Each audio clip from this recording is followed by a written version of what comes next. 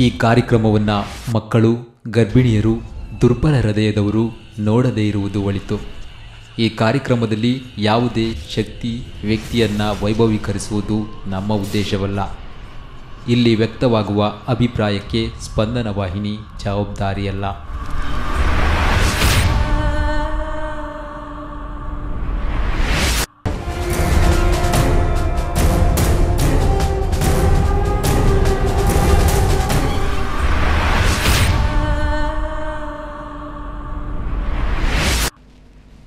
ನಮಸ್ಕಾರ ವೀಕ್ಷಕರೇ, ಜಾಸ್ ಅಲುಕಾಸ್ ಅರ್ಪಿಸುವ ನೀವು ನಂಬ್ತೀರಾ ವಿಶೇಷ ಕಾರ್ಯಕ್ರಮಕ್ಕೆ ಸ್ವಾಗತ.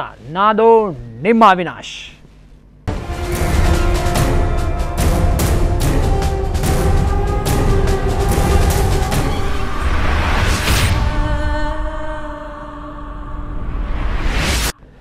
ನಾವು ವಾಸ ಮಾಡುವಂತಹ ಈ ಭೂಮಿ ಹಲವಾರು ಕೌತುಕಗಳ ತಾಣವಾಗಿದೆ. ಅಂತಹ ತಾಣದಲ್ಲಿ ನಮಗೆ ಸಾಕಷ್ಟು ವಿಸ್ಮಯಕಾರಿ ವಿಷಯಗಳು ಗೋಚರವಾಗ್ತವೆ. ಹಾಗೆ ಗೋಚರವಾಗುವ ವಿಷಯಗಳು ನಮ್ಮ ಊಹೆಗೂ ಮೀರಿರ್ತವೆ. ಇಷ್ಟೆಲ್ಲ ವಿಶೇಷತೆ, ವಿಸ್ಮಯವನ್ನು ಸೃಷ್ಟಿಸುವ ಭೂಮಿಯ ಮೇಲಿರುವ ಒಂದು ಊರಿಗೆ ನಾವಿವತ್ತು ಸಾಗ್ತಾ ಇದ್ದೇವೆ. ನಾವು ವಾಸ ಮಾಡುವ ಈ ಭೂಮಂಡಲ ಸಾಕಷ್ಟು ನಿಗೂಢತೆಗಳ ತಾಣ.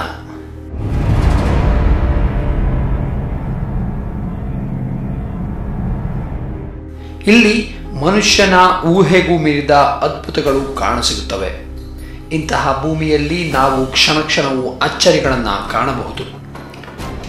ಇಂತಹ ಅಚ್ಚರಿಗಳನ್ನು ಹುಟ್ಟುಹಾಕುವವರಾದರೂ ಯಾರು ಎಂಬ ಪ್ರಶ್ನೆ ನಮ್ಮ ಮನದಲ್ಲಿ ಕಾಡದೇ ಇರುವುದಿಲ್ಲ. ಹೀಗೆ ಅಚ್ಚರಿಗಳನ್ನು, ಅದ್ಭುತಗಳನ್ನು ಸೃಷ್ಟಿಸುವ ಶಕ್ತಿಗೆ ನಾವು ದೇವರೆಂದು ಕರೆಯುತ್ತೇವೆ.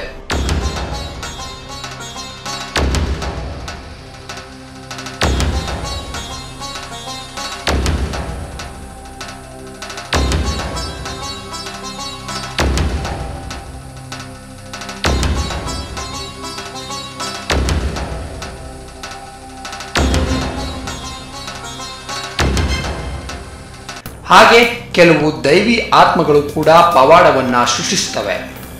ಹಾಗೆ ನಾವು ಎಣಿಸದ ಪವಾಡ ಈ ಗುಡ್ಡದಲ್ಲೂ ನಡೆಯುತ್ತದೆ.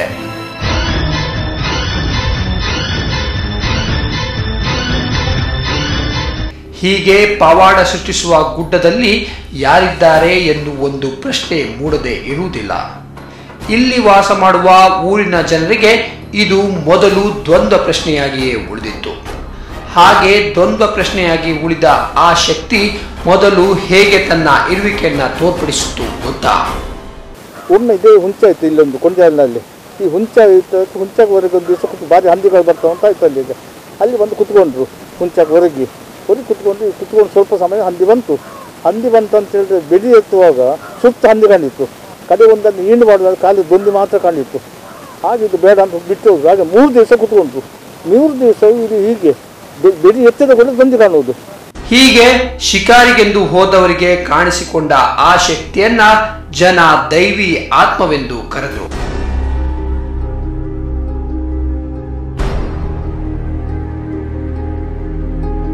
ಕೆಲವರು ಮೊದಲು ನಂಬದಿದ್ರು, ಕ್ರಮೇಣ ಆ ದೈವಿ ಆತ್ಮವನ್ನ ನಂಬಲು ಪ್ರಾರಂಭಿಸಿದ್ರು. ಹೀಗೆ ಒಂದು ಶಕ್ತಿ ಆ ಸ್ಥಳವನ್ನ ತನ್ನ ಅಧೀನದಲ್ಲಿ ಇಟ್ಟುಕೊಳ್ಳಲು ಪ್ರಾರಂಭಿಸಿತು.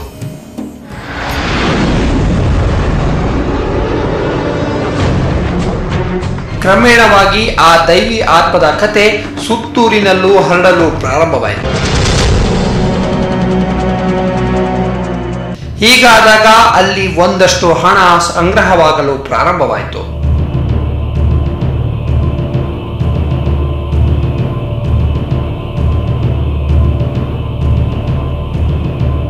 ಹೀಗೆ ಹಣ ಹರಿದು ಬರಲು ಪ್ರಾರಂಭವಾದಾಗ ಸರ್ಕಾರ ಅಲ್ಲಿನ ಹಣದ ಮೂಲ ಹುಡುಕಲು ಒಬ್ಬ ಸಿಐಡಿಯನ್ನ ನೇಮಿಸಿಬಿಟ್ಟು.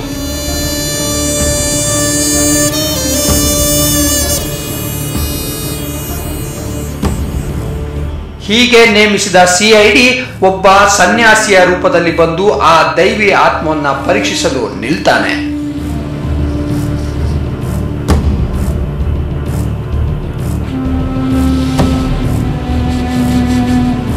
ಅವರು ಇವತ್ತು ಹಣ ದುಡ್ಡು ಚಾಪ್ತಾರೆ ಅಂತ ಡೌಟ್ ಬಂತು. ಇವ್ರ ಮೇಲೆ ಎಲ್ಲ ಕಂಪ್ಲೇಂಟ್ ಹೋಯಿತು. ಇವರಲ್ಲಿ ಕೇಸ್ ಹಾಕಲಿಕ್ಕೆಲ್ಲ ಕಂಪ್ಲೇಂಟ್ ಹೋಯಿತು. ಇವ್ರ ಎಷ್ಟು ದುಡ್ಡು ಅಂತ ಯಾರಿಗೂ ಗೊತ್ತಿಲ್ಲ. ಇವರು ಬಂದಾಗ ಖರ್ಚು ಮಾಡ್ತಾರೆ, ಯಾರಿಗೊಂದು ಇವರು ದುಡ್ಡು ಕೇಳುವ ಪ್ರಶ್ನೆ ಇಲ್ಲ. ಇವರು ಎಲ್ಲ ಖರ್ಚು ಮಾಡ್ತಾರೆ, ಯಾರಿಗೂ ತೌಟು ಬಿಟ್ಟು ಇದು ದುಡ್ಡು ಎಲ್ಲಿಂದ ಇವರು ಹತ್ರ ಇಷ್ಟು ಎಲ್ಲಿಂದ ಬರ್ತದೆ ಅಂತ. ಹಾಗೆ CID ಎಲ್ಲ ಬರಲಿಕ್ಕೆ ಶುರು ಆಯಿತು. ಒಮ್ಮೆ ಒಂದು CID ಬಂತು. CID ಬಂದ ಕೂಡ ನಮ್ಮ ಹತ್ರ ಹೇಳಿದರು, ಇದು CID ಹೆಚ್ಚಿಗೆ ವಿಶೇಷ ಮಾತಾಡಬೇಡಿ ಅಂತ. ಆಯಿತು ಅಂದು ಅವ್ರು ಹೇಳಿದ್ರು ಪೂಜೆ ಮಾಡಬೇಕು, ದೇಹದ ಉದ್ಭವ ಲಿಂಗ ಬಂದಿದೆ ಅವಾಗ. ಅದು ಹೇಳಿ ಇದು ಅವ್ರು ಸನ್ಯಾಸದಲ್ಲಿ ಬಂದದ್ದು ಸ್ವಾಮಿಗಳು, ನಾವು ಸ್ವಾಮಿಗಳು ಅಂತ. ಸ್ವಾಮಿಗಳು ದೇವಿಗೆ ಪೂಜೆ ಮಾಡ್ಬೋದು, ಸ್ವಾಮಿಗಳು ದೇವಿಗೆ ಪೂಜೆ ಮಾಡಬೇಕು ಅಂತ ಹೇಳಿದರು. ಹಾಗೆ ಪೂಜೆ ಕೂತ್ಕೊಂಡು ಇವ್ರಿಗೆ ಅಷ್ಟು ವಿಧಿ ಗೊತ್ತಿಲ್ಲದ್ರೆ ಯಾವುದಿಲ್ಲ. ಇವರು ಅದು ಬಗ್ಗೆ ಹೋಗಬೇಕು ಗುಹೆಯೊಳಗೆ. ಹೋಗಿ ಬರುವಾಗ ಬೆನ್ನಿಗೆಲ್ಲ ತಾಗಿ ಪಾದ ಬೆನ್ನಿಗೆಲ್ಲ ರಕ್ತ ಬರಲಿಕ್ಕೆ ಶುರು ಆಯಿತು. ಕಡೆಗೆ ಹೇಳಿದರು ಅವರು, ನಾನು CID, ನಾನು ಮಾಡಿ ತಪ್ಪಾಯಿತು, ನಿಮಗಿದು ಎಂತ ಬೇಕು ದರಖಾಸ್ತು ಅರ್ಜಿ ಕೊಡಿ, ನಾನು ಸ್ಯಾಂಕ್ಷನ್ ಮಾಡಿಸ್ತೇನೆ, ಅರ್ಜಿ ಕೊಡೋದಕ್ಕೆ ನಿಮ್ಮದು ಅಂತ. ಆಯಿತು ಅಂತ ಅರ್ಜಿ ಕೊಟ್ಟು 4 ಎಕರೆ 75 ಸೆಂಟ್ ಜಾಗ ಸ್ಯಾಂಕ್ಷನ್ ಮಾಡಿದರು ಅವರು. ಆಮೇಲೆ ಹೋಗುವಾಗ ನಿಮಗೆ ಎಷ್ಟು ದುಡ್ಡು ಬೇಕು ಕೇಳಿದ್ರು ಇವರು. ನನಗೆ ದುಡ್ಡು ನಾನು CID ಮತ್ತು ಹೇಳಿದರು, ನನಗೆ ಸಂಬಳ ಬರ್ತದೆ, ನೀವು ಕೈಯಲ್ಲಿ ಒಂದು 2 ರೂಪಾಯಿ ಕೊಡಬೇಕು ನನಗೆ ಅಂದರು. ಹಾಗೆ ಕೈಯಲ್ಲಿ 2 ರೂಪಾಯಿ ಕೊಟ್ಟಿದ್ದಾರೆ. ನಾನು ಒಳ್ಳೆಯದಾಗ್ತದೆ, ನಿಮ್ಮ ವಾಸವಾದ ಒಳ್ಳೆಯದಾಗ್ತದೆ ಹೋಗಿದ್ದವರು. ಹಾಗೆ ಜಾಗ ಸ್ಯಾಂಕ್ಷನ್ CID ಒಂದು ಜಾಗ ಸ್ಯಾಂಕ್ಷನ್ ಮಾಡ್ತಿದ್ದದ್ದು.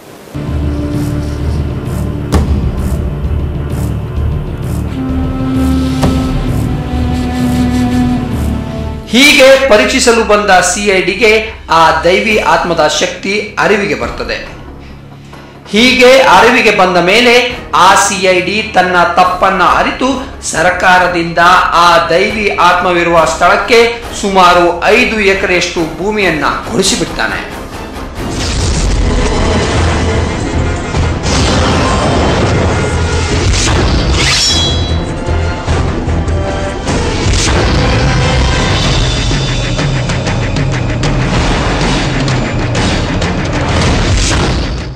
ಹೀಗೆ ತನ್ನೊಳಗೊಂದು ಪವಾಡ ಸದೃಶ್ಯ ವಿಷಯಗಳನ್ನ ಇಟ್ಟುಕೊಂಡಿರುವ ಆ ದೈವಿ ಆತ್ಮ ಸಾಕಷ್ಟು ಅಚ್ಚರಿಗಳನ್ನ ಉಂಟು ಮಾಡ್ತದೆ.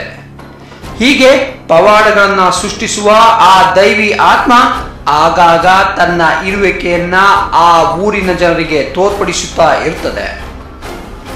ಅಂತೆಯೇ ಆ ದೈವಿ ಆತ್ಮ ಇರುವ ಆ ಬೆಟ್ಟ ಕೂಡ ಅತ್ಯಂತ ಶಕ್ತಿಶಾಲಿಯಾದ ಸ್ಥಳವಾಗಿದೆ.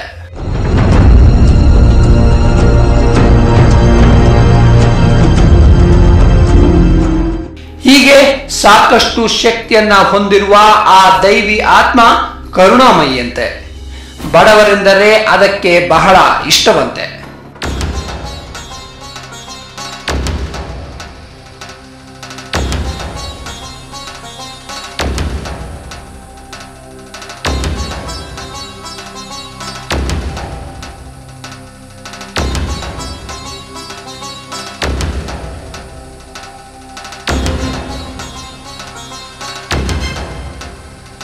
ಹೀಗೊಂದು ಮಾತಿಗೆ ಉದಾಹರಣೆ ಎಂದರೆ, ಯಾವುದೇ ಬಡ ಕುಟುಂಬ ಮದುವೆಗಾಗಿ ಬಂಗಾರ ಬೇಕಾದಾಗ ಆ ದೈವಿ ಆತ್ಮವನ್ನ ನೆನೆದು ಒಂದು ತಟ್ಟೆಯಲ್ಲಿ ಎಲೆ ಅಡಿಕೆ ಅಕ್ಕಿಯನ್ನ ಆ ಬೆಟ್ಟದ ಒಂದು ಸ್ಥಳದಲ್ಲಿ ಇಟ್ಟು ಬಂದರೆ ಸಾಕು, ಮಾರನೇ ದಿನ ಅಲ್ಲಿ ಒಂದು ಅದ್ಭುತ ನಡೆದಿರ್ತದೆ.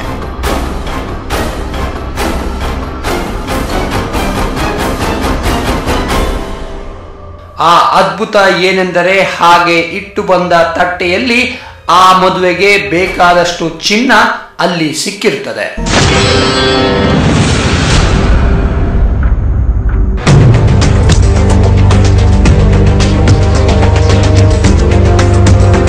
ಹೀಗೆ ಬೇಡಿದ ಬಡವರಿಗೆ ಕೊಡುವ ಚಿನ್ನವನ್ನ ಮದುವೆ ನಂತರ ತಪ್ಪದೆ ಅಲ್ಲಿಯೇ ತಂದು ಇಡಬೇಕು ಎಂಬುದು ಆ ದೈವಿ ಆತ್ಮದ.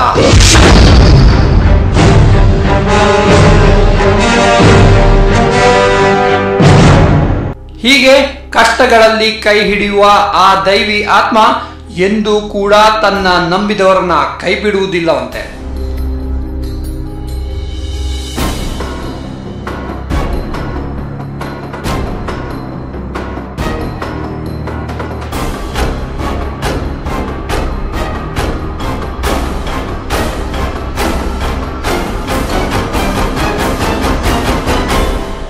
ಹೀಗೆ ಅದ್ಭುತ ಶಕ್ತಿ ಹೊಂದಿದ್ದ ಆ ದೈವಿ ಆತ್ಮವನ್ನ ಒಂದು ಕುಟುಂಬ ನಂಬಿಕೊಂಡಿತ್ತು.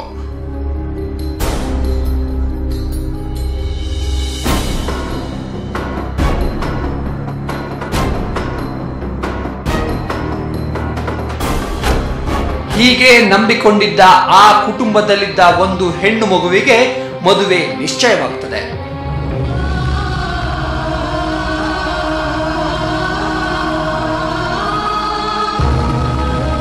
ಹೀಗೆ ನಿಶ್ಚಯವಾದ ಮದುವೆಯ ಮದುಮಗಳಿಗೆ ಇದ್ದಕ್ಕೆ ಇದ್ದ ಹಾಗೆ ಮಾತು ನಿಂತು ಹೋಗಿಬಿಡ್ತದೆ.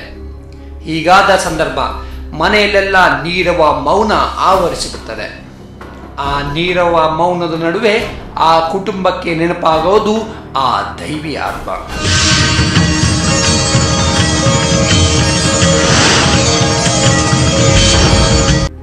ಹಾಗೆ ನೆನಪಾದ ದೈವಿ ಆತ್ಮವನ್ನ ನೋಡಲು ಆ ಕುಟುಂಬ ಆ ಬೆಟ್ಟಕ್ಕೆ ಬಂದು ಬಿಡುತ್ತದೆ.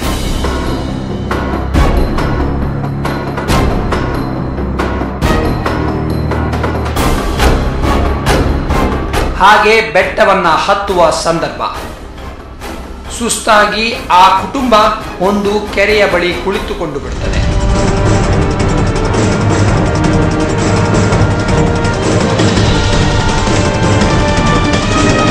ಹೀಗೆ ಕುಳಿತ ಸಂದರ್ಭ ಅಲ್ಲೊಂದು ಪವಾಡವನ್ನ ಆ ದೈವಿ ಆತ್ಮ ನಡೆಸೇ ಬಿಡುತ್ತದೆ.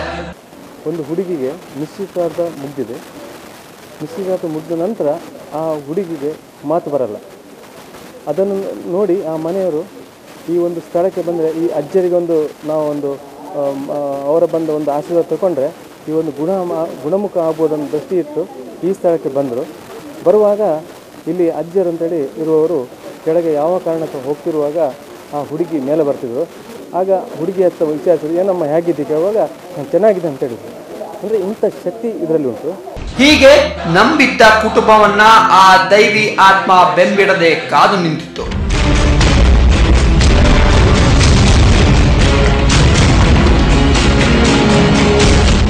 ಹಾಗೆ ಕಾದ ಆ ದೈವಿ ಆತ್ಮ ಆ ಕುಟುಂಬಕ್ಕೆ ಒದಗಿದ್ದ ಕಷ್ಟವನ್ನ ದೂರ ಮಾಡಿತ್ತು.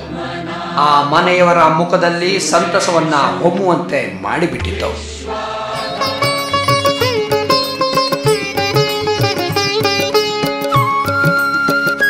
ಇಷ್ಟೆಲ್ಲ ಪವಾಡ ಅಂತೆಯೇ ಅದ್ಭುತಗಳನ್ನ ಸೃಷ್ಟಿಸುತ್ತಿದ್ದ ಆ ದೈವಿ ಆತ್ಮದ ಕತೆ ಎಲ್ಲೆಲ್ಲೂ ಹರಡಲು ಪ್ರಾರಂಭವಾಯಿತು.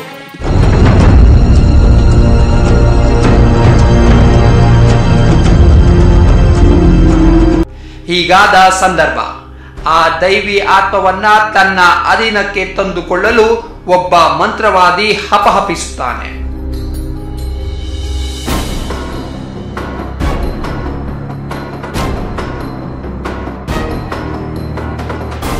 ಹೀಗೆ ಹಪಹಪಿಸಿದ ಆತ ಒಂದು ದಿನ ಆ ದೈವಿ ಆತ್ಮ ಇರುವ ಗುಡ್ಡಕ್ಕೆ ಪ್ರವೇಶವನ್ನ ಮಾಡ್ತಾನೆ. ವಿಶ್ವಾಧಾರಂ ಗಗನ ಸದೃಶಂ ಮೇಘವರ್ಣಂ. ಹಾಗೆ ಪ್ರವೇಶ ಮಾಡಿದ ಮಂತ್ರವಾದಿ ಬಳಿ ಇದ್ದ ದುಷ್ಟಶಕ್ತಿಗಳು ಆ ಗುಡ್ಡದ ಮಧ್ಯಭಾಗದಲ್ಲಿ ಇರುವ ಕೆರೆಯ ತನಕ ಮಾತ್ರ ಬಂದವು.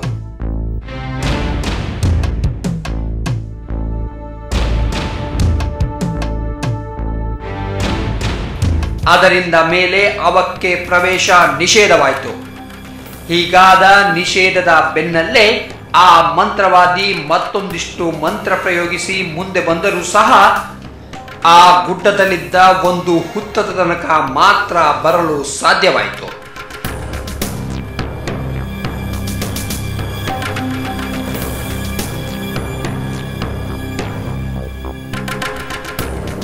ಇದರರ್ಥ ಯಾವುದೇ ದುಷ್ಟಶಕ್ತಿಗೂ ಕೂಡ ಆ ದೈವಿ ಆತ್ಮವನ್ನ ಕಟ್ಟಿ ಹಾಕಲು ಸಾಧ್ಯವಿಲ್ಲ ಎಂಬುದು.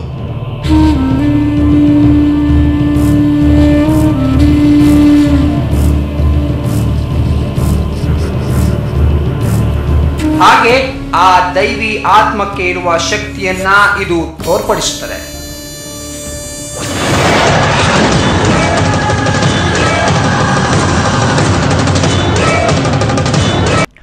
ಆ ದೈವಿ ಆತ್ಮ ಇರುವ ಸ್ಥಳದಲ್ಲಿ ಯಾವುದೇ ದುಷ್ಟಶಕ್ತಿ ತನ್ನ ಕೆಲಸವನ್ನ ನಿರ್ವಹಿಸೋಕೆ ಆಗಲ್ವಂತೆ.